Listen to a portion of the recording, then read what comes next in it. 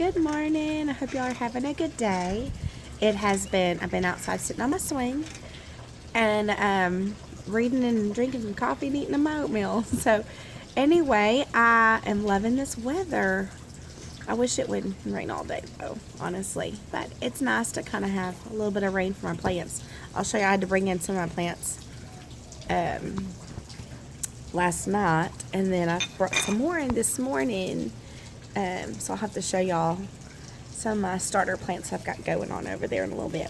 Speaking of plants, this is one of my favorite stories I thought I'd start reading today, called The Secret Garden by Frances Hodgin Burnett. And I like this one. I picked up this one because it does have some illustrations, so I'll show you guys when I get to a picture. They don't always have pictures, but they're really good. So anyway, one of my favorite stories I thought I'd start reading today. Chapter 1. There is no one left behind. There is no one left. When Mary Lennox was sent to Mesawet Manor to live with her uncle, everybody said she was the most disagreeable looking child ever seen. It was true, too. She had a little thin face and a little thin body, thin light hair and a sour expression. Her hair was yellow and her face was yellow because she had been born in India and had always been ill in one way or another. Her father had held a position under the English government and had always been busy and ill himself. And her mother had been a great beauty who cared only to go to parties and amuse herself with gay people. Talk about happy people. She had not wanted a little girl at all. And when Mary was born, she handed her over to the care of an ayah, who was made to understand that if she wished to please the Messahib, she must keep the child out of sight as much as possible. Just to kind of give you a background story about the Secret Garden. The little girl, Mary, she was born in India, and India is a country way far, far, far from America. Over in the way far east, and what they have, kind of like we've read stories, boys and girls, about other people. I'm trying to think of one that y'all really liked, Amelia Bedelia. And Amelia Bedelia was kind of like the housemaid and the sitter, and she kind of did everything. She did the laundry, she washed the dishes, she watched the kids older, and she was their helper. Well, that's what her ayah is to Mary. So her ayah takes care of her all the time, and her parents, they don't really take care of her, so that she doesn't have any parents that are loving and kind like you guys do. Okay, let's see where I was. So when she was sickly, fretful, ugly little baby, she was kept out of the way. And when she became a sickly, fretful, toddling thing, she was kept out of the way also. She never remembered seeing familiarly anything but the dark faces of her ayah and the other native servants. And as they always obeyed her and gave her own way in everything, because the Messiba would be angry if she was disturbed by her crying. By the time she was 6 years old, she was a selfish little pig as ever lived. The young English governess who came to teach her to read and write disliked her so much that she gave up her place in 3 months.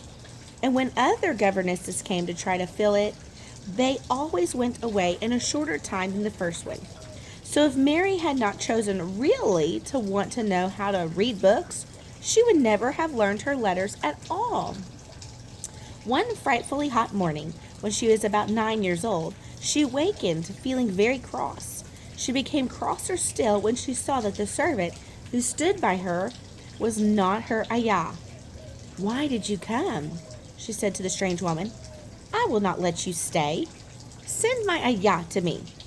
The woman looked frightened, but she only stammered. Ayah could not come. When Mary threw herself into a passion and beat and kicked her, she looked only more frightened and repeated that it was not possible for the ayah to come to Missy Sahib. There was something mysterious in the air that morning. Nothing was done in its regular order, and several of the native servants seemed missing.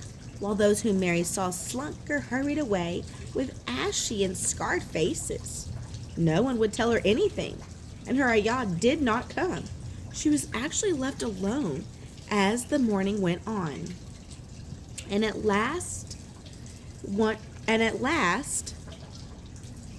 wandered out into the garden and began to play by herself under a tree near the veranda.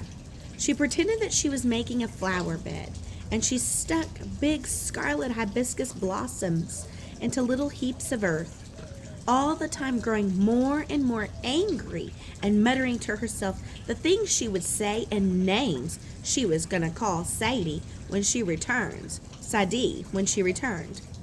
Pig, pig, daughter of pigs, she said, because to call a native a pig is the worst insult of all. Remember, she's in India, so their customs are a lot different there than they are here in America. And so this little girl was rude. She had no manners. She was grinding her teeth and saying this over and over when she heard her mother come out of the veranda with someone. She was with a fair young man, and they stood talking together in low, strange voices. Mary knew the fair young man, who looked like a boy. She had heard that he was a young officer who had just come from England. The child stared at him, but she stared most at her mother. She always did this when she had a chance to see her, because the Miss Sahib, that's her mom, that's what she called her mom. Mary used to call her that oftener than anything else. She was a tall, slim, pretty person, and wore such lovely clothes. Her hair was like curly silk, and she had a delicate little nose, which seemed to be disdaining things. She had large, laughing eyes. All her clothes were thin and floating. Mary said they were full of lace. They liked fuller of lace than ever this morning. But her eyes were not laughing at all. They were large and scared, and lifted importingly to the fair boy officer's face. "It is so very bad?" "Oh, is it?" Mary heard her say. "Awfully," the young man answered in a trembling voice. "Awfully, Mrs. Lennox. You ought to have gone to the hills 2 weeks ago." The Mem Sahib wrung her hands. "Oh, I know I ought," she cried. "I only stayed to go to that silly dinner party. What a fool I was." At that very moment, such a loud sound of wailing broke out from the servants' quarters that she clutched the young man's arm. Mary stood shivering from head to foot. The wailing grew wilder and wilder. "What is it? What is it?" Mrs. Lennox gasped. "Someone has died," answered the boy officer. "You did not say it had broken out among your servants." "I did not know," the Mahib cried. "Come with me. Come with me." She turned and ran into the house. After that, appalling things happened, and the mysteriousness of the morning was explained to Mary. The cholera had broken out in its most fatal form. People were dying like flies. The ayah had been taken ill in the night, and it was because she had just died that the servants had wailed in the huts. Before the next day, 3 of their servants were dead, and others had run away in terror. There was a panic on every side, dying people in all the bungalows, and that's what they call their homes. During the confusion and bewilderment of the second day, Mary hid herself in the nursery and was forgotten by everyone. Nobody thought of her, nobody wanted her, and strange things happened of which she knew nothing. Mary alternately cried and slept through the hours.